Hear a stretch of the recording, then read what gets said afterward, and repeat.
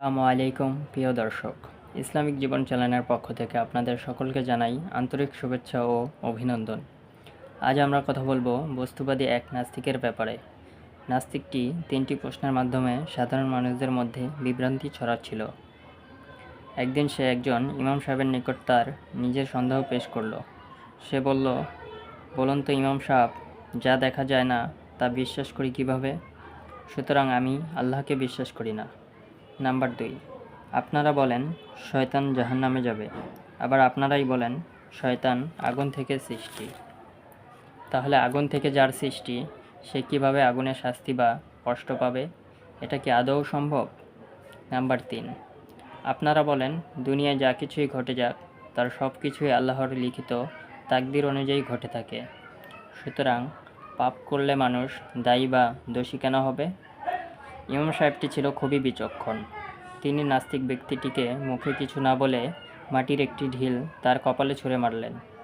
নাস্তিক ব্যক্তিটি রাগে উত্তেজিত হয়ে বললেন, আমি আপনার নিকট 3টি প্রশ্নের জবাব চাইলাম, আর আপনি জবাব না দিতে পেরে আমার কপালে ঢিল ছুঁড়ে মারলেন। আমি আপনার বিরুদ্ধে কাজীর কাছে নালিশ জানাবো। তখন ইমাম সাহেব গম্ভীর গলায় বললেন, ঢিল মেরেই তো আমি তোমার 3টি প্রশ্নের জবাব দিয়ে দিলাম। তুমি রাগ করলে কেন? তুমি কি মাটির ঢিলে ব্যথা পেয়েছ?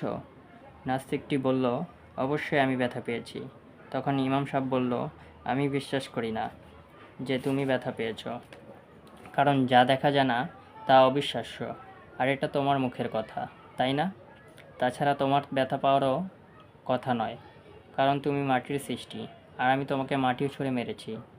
সুতরাং মাটির আঘাতে মাটির তো কষ্ট পাওয়ার কথা নয়, কেননা তুমি নিজেই বলেছ আগুনের সৃষ্টি শয়তান, আগুন দ্বারা কীভাবে কষ্ট পাবে। আর আমি তোমাকে ঢিল মেরেছি বলে তুমি কাজীর কাছে নালিশ করবে কেন?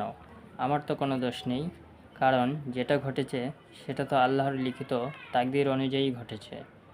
নাস্তিকটি বিচক্ষণ ইমাম সাহেবের নিকট উচিত জবাব পেয়ে নিজের ভুল বুঝতে পারে ও তৎক্ষণাৎ সেই স্থান ত্যাগ করে চলে যায়।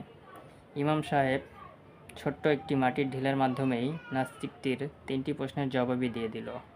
নিয়মিত এরকম ফজিলতপূর্ণ দোয়া, হাদিস, ইসলামিক গল্প ও ইসলামিক ভিডিও পেতে ইসলামিক জীবন চ্যানেলটিকে সাবস্ক্রাইব করে পাশে থাকা বেল আইকনটি বাজিয়ে রাখুন, যাতে করে পরবর্তী ভিডিওটির নোটিফিকেশন সবার আগে আপনার কাছে চলে আসে। ভিডিওটি দেখার জন্য ধন্যবাদ। ভালো থাকুন, সুস্থ থাকুন, ইসলামিক জীবন চ্যানেলের পাশে থাকুন। আল্লাহ হাফেজ।